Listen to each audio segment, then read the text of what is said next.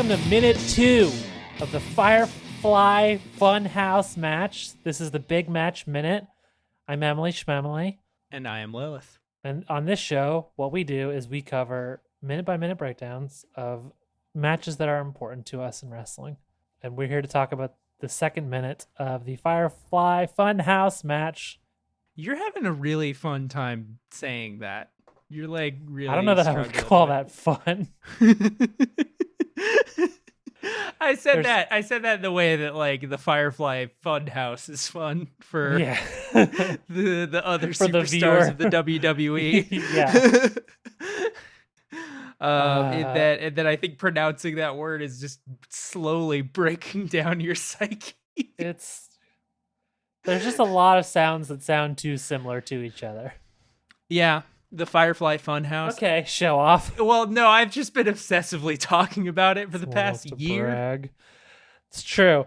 Anyway, we're still in the package, the video package before the match. We're still in that big package.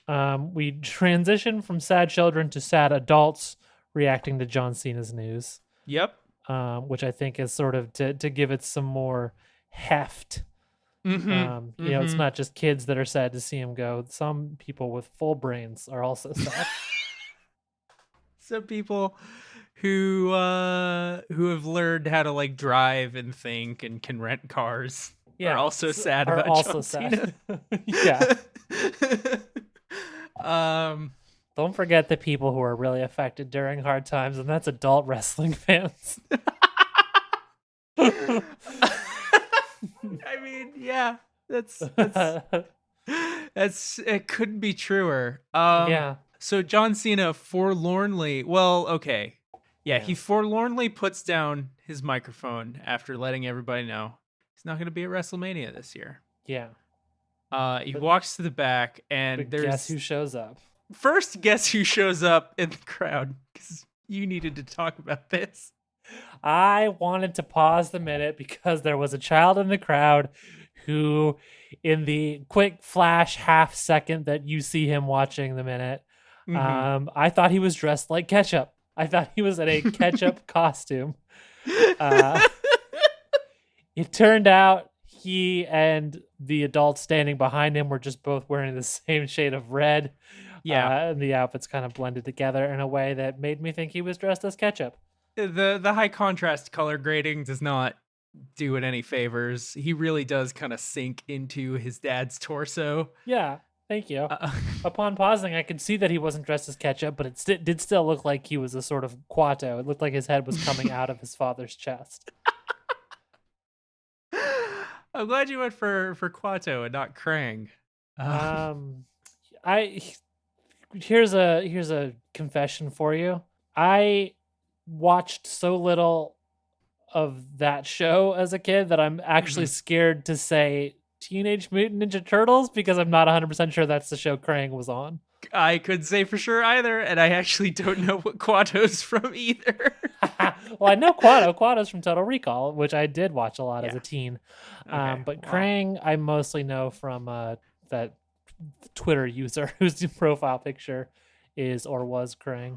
My mom would let me watch Total Recall. I mean, she said, only two-breasted women in this house. So the first episode of Star Trek Enterprise was also off limits. You don't see it, but they taught two men talk excitedly about visiting a planet with three-breasted women.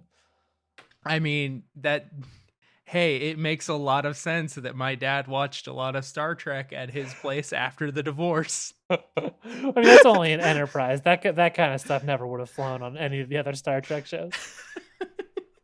They were horny in different ways. Well, this isn't a Star Trek podcast. No, it's not. Thank fuck. Who shows up after the ketchup child?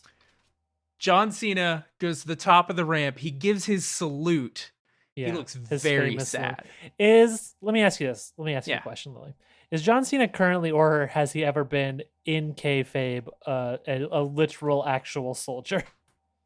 I don't believe so.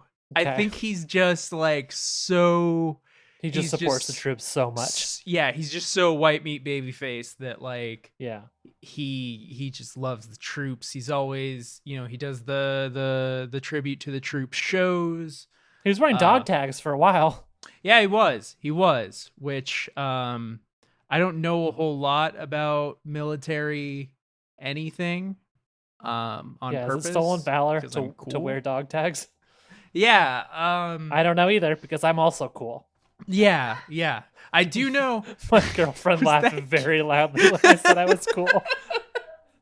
As she should have. I do know the very interesting story of how Randy Orton was originally going to play the lead in The Marine until the Marines found out, because Randy Orton was dishonorably discharged for going AWOL while actually being a Marine.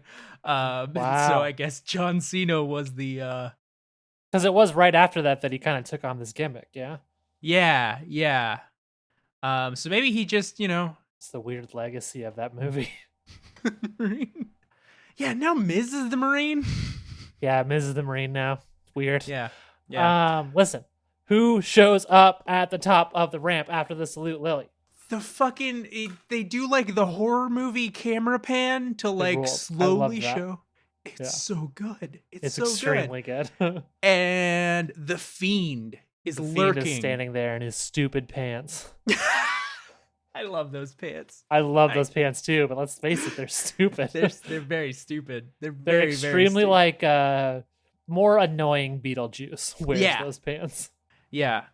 Which I guess, we're not just going to have wrestling fans listening to this podcast, so I guess maybe should we give a little bit of background on who the fuck the Fiend is? The Fiend is a sort of, and I'll take this as someone who knows significantly less about the Fiend than the other hosts. Great.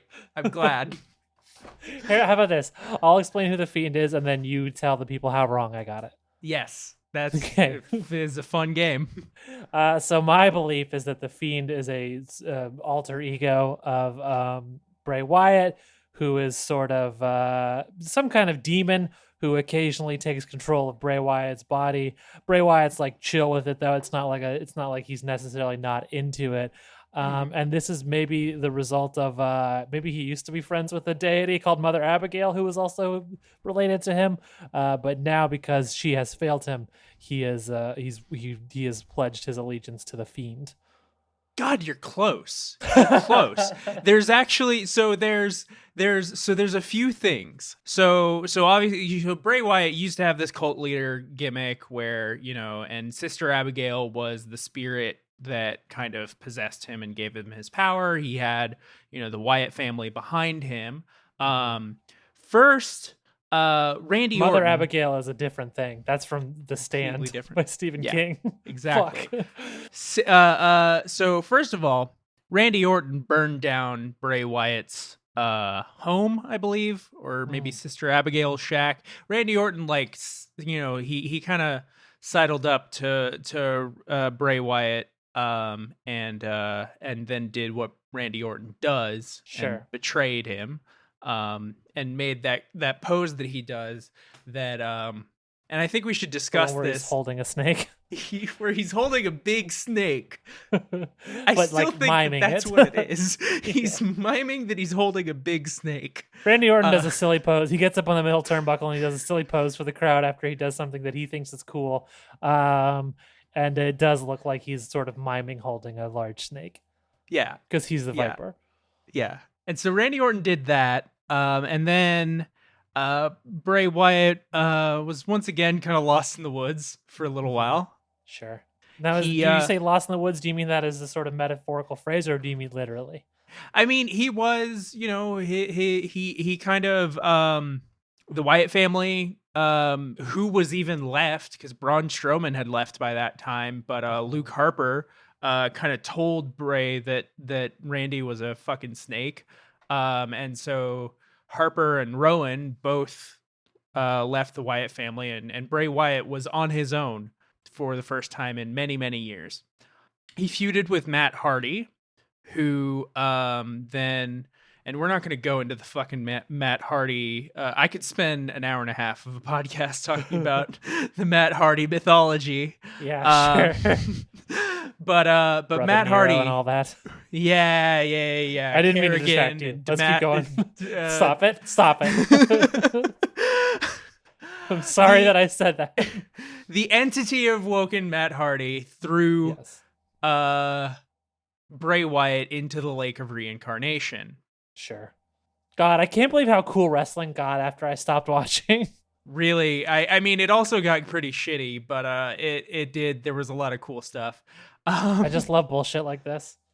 Yeah. I mean, hey, Emily, I'm gonna say this. A definite candidate for a future match is the final deletion. Yeah, absolutely.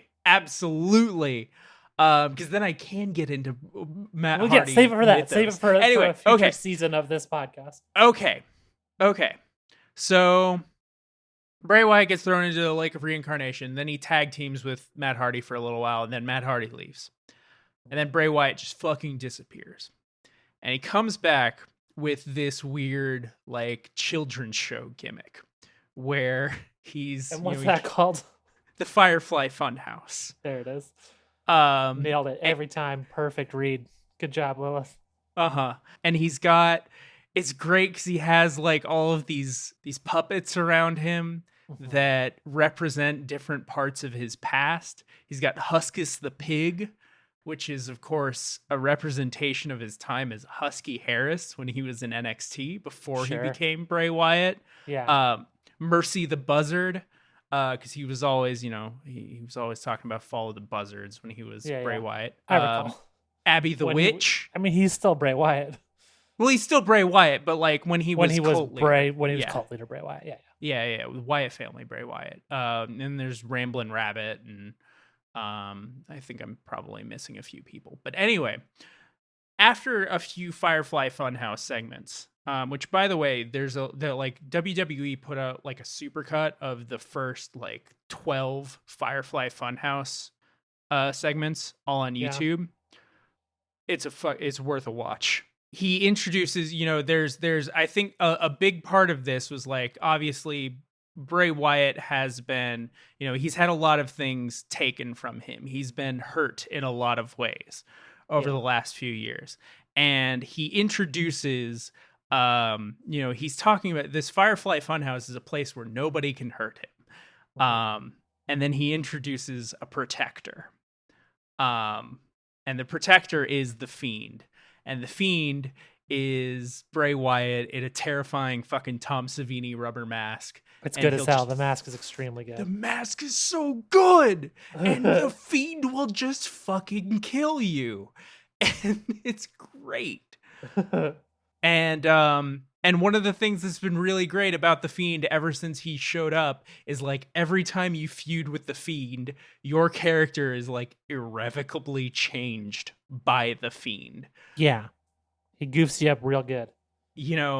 Seth Rollins tried to lock horns with the Fiend. The Fiend kicked his ass, and then Seth Rollins was evil again because he realized that he couldn't be a good guy anymore because being a good guy wasn't good enough to beat the Fiend. Yeah. Daniel Bryan, the Fiend literally like shaved all of Daniel Bryan's hair off, and he became the American Dragon again. He just reverts you to an earlier state, it seems. Fighting the Fiend is like a factory reset for a person. Yeah, exactly. And so now we are at John Cena, and God, we went on I needed to go on a Bray Wyatt history tear for a second there. Yeah, I could tell this was really important to you. It was thank you, Emily. So the Fiend shows up, and then in his stupid pants and his shiny shirt. His stupid pants, shiny shirt, his excellent jacket. Yes, it's a good look. It's an excellent look. Then he points to the WrestleMania sign, which is kind of a corny move that just it happens in wrestling though. Yeah, I know. It's just like it's the thing now that they have like a massive WrestleMania sign in the stadium constantly so people can point at it. I just, So he points at it, and then John Cena looks at the Fiend and gives, I think, just the most he looks he looks at like there's a look. I've got his face up on screen right now, and he looks like in some kind of Mission Impossible or whatever, like Black Ops government unit, and they've just been handed a mission that is just unspeakable. Yeah. That is just I don't want to do this, but god damn it, it is my duty. Yeah, I was gonna say it looks like someone looking at a kitty litter box that hasn't been changed in a couple weeks and realizing what must be done. Yeah. I've gotten back from vacation, and my friend did feed my cats, but fuck, if I want to get I'm dirty. I just got off the airplane. I just got off the airport. I was standing on top of it like King Kong. Yep. I'm sweaty. I'm gross. But if I want to sleep tonight, I have to empty that litter box. Yeah. And then he does what I think we all do when we see that dirty litter box, and he tips his hat. He tips his hat. In just the best way. Yeah. Oh. It's hard to like give it without using words to just give like confirmation to do some sort of affirmative sign without words. That's not like a thumbs up, because he couldn't do a thumbs up here. You know what I mean? That would not have been appropriate.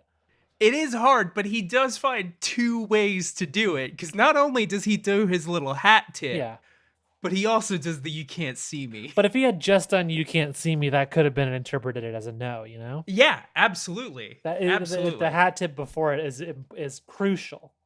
Mm-hmm. I would absolutely agree with that. It's like Cassandra's band in Wayne's World, a crucial taunt.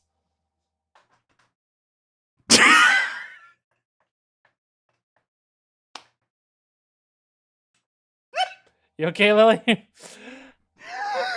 Oh God! What? I now feel like if there's not a camera pointed at me right now, but I feel like I have just made the John Cena face where I just realized my dark task is to host a podcast with me. is to we are on minute 2 of 21, so yeah. It's only gonna get better from here. So from there, John Cena makes his "you can't see me" face, and we go into a segment from the March 13 SmackDown, which is after they had started doing Empty Arena stuff, and that's important. I think if you go back and watch this segment, which I would 100% recommend, because it had the energy to it is just fucking weird. Yeah. And that like, I think there were a handful of feuds at WrestleMania this year that I think were elevated by the empty arenas. There were a lot more of them that were deflated by the empty arenas. Yeah, that's for sure. But like, I mean, I think it's just this one and Edge and Randy Orton that the build was Edge and Randy Orton, his new gimmick.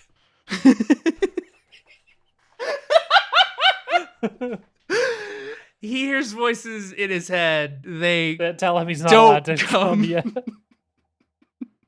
Not quite yet.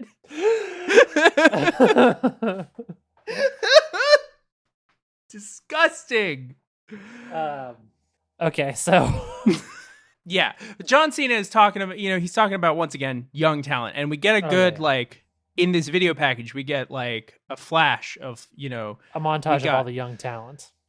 Alexa Bliss, Kevin Owens, Johnny Gargano, the Street Profits, Ricochet, Drew McIntyre, Becky Lynch. Yeah. The rising stars of the last, 5 or 6 years of the WWE. Exactly. And this is, John Cena's talking about, this is who should be at WrestleMania. Not Bray Wyatt, though. Not Bray Wyatt. The last line there is very important, because he says, in his opinion, Bray Wyatt is not that future. Yeah. Which I thought was again, there's a whole thing where he talks about how Bray Wyatt is one of the most overrated and overprivileged superstars of the WWE. Yeah. It's so good. And then Bray Wyatt enters, laughing like a maniac, wearing, not dressed. He's not the Fiend. No, he's not the Fiend. Yeah. He's wearing his fucking sweater and jeans. It's a very friendly looking sweater, which sort of acts in contrast to his whole deal. Well, I mean, yes, but also like that is his gimmick now, is that he's a friendly, he's a children's television show exactly host. Yeah, of a certain kind. Of a kind, the kind that has neck tattoos and dreadlocks. Yeah. Unfortunate dreadlocks. Should we address that? Yeah. I mean, as much as I want to praise Bray Wyatt, the dreadlocks are they're not good. They gotta go. That's... But I would like to praise the way he moves in this moment because it's just so creepy. He's just like always kind of hunched over a little bit. He's always like, he's not making eye contact. He's just looking at the canvas essentially most of the time. One hand in a jeans pocket, which is threatening because it's like, you put your hand in your pocket because you're trying to be comfortable or you're trying to get something out of your pocket. And neither of those things is happening in a tight jeans pocket. So it's just sort of, it just sort of adds this air of unnaturalness to him that I really appreciate.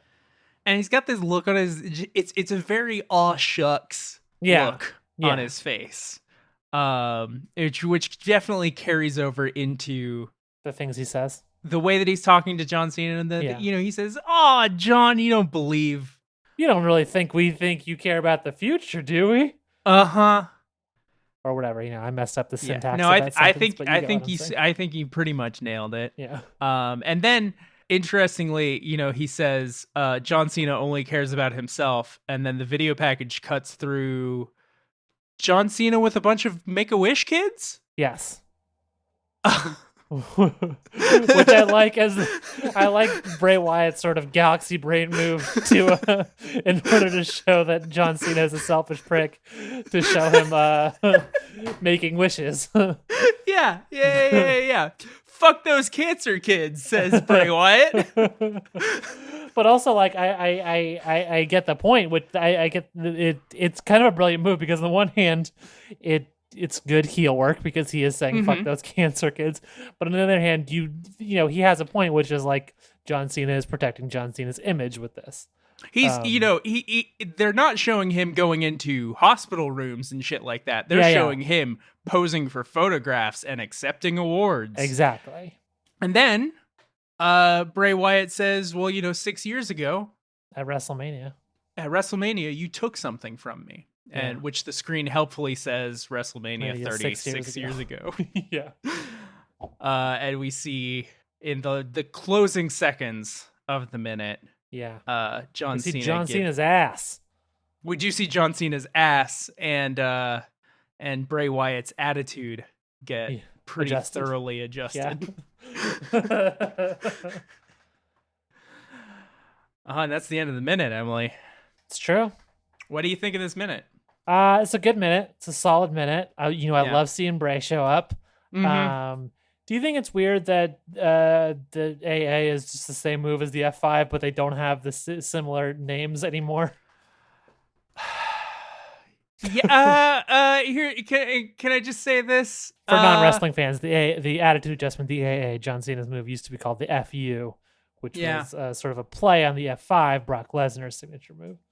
They do have. There's a slightly different movement to them. I mean, sure, yeah, but but it's like they both start from the fireman's carry. Like, yes, yeah, but one is clearly a direct. One is clearly a direct. It's a sequel to the other. Yeah, sure. I wasn't watching wrestling at the time, so maybe I don't exactly. I just think they should have made. Brock Lesnar changed it to the A5. Well, then really it would that size of a piece of paper. Yeah, okay. I was gonna go for that punchline. All right.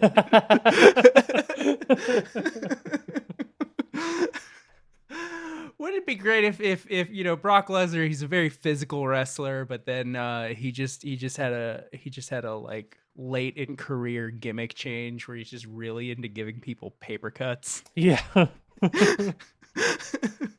Yeah, that'd be good. Yeah, it'd be excellent. This is the kind of sick shit I like to watch. There'd be like a promo of him watching that one scene in Jackass the movie where they do paper cuts on their inner fingers, and he'd be like, "Wait, that's really cool." That honestly sounds like a Brock Lesnar segment for the last few years. Yeah, yeah. All right. Do you have anything else to say about this minute? I was fucking asking you that exact same question, you bitch. Better fucking put a lock and key on your lunch because I keep eating it. Jesus. Can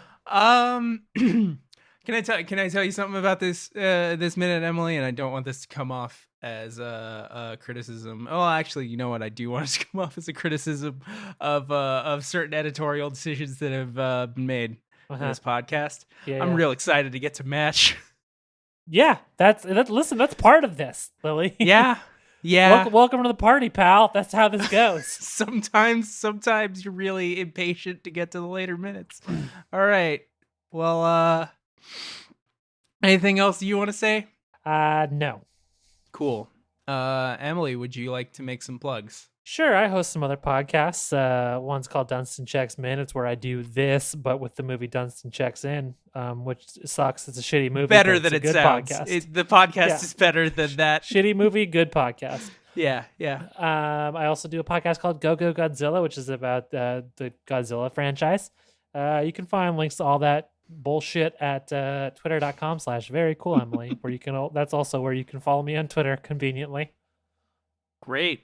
You can find me on Twitter, twitter.com/deathcarpets. You can listen to my podcast, Ghost Puncher Core. It's a heavy metal role-playing podcast that is good. That's correct. I agree with all those statements. Yeah. Yeah. All right. Cool. Did we ever figure out any kind of outro, any kind of sign-off phrase? Nope.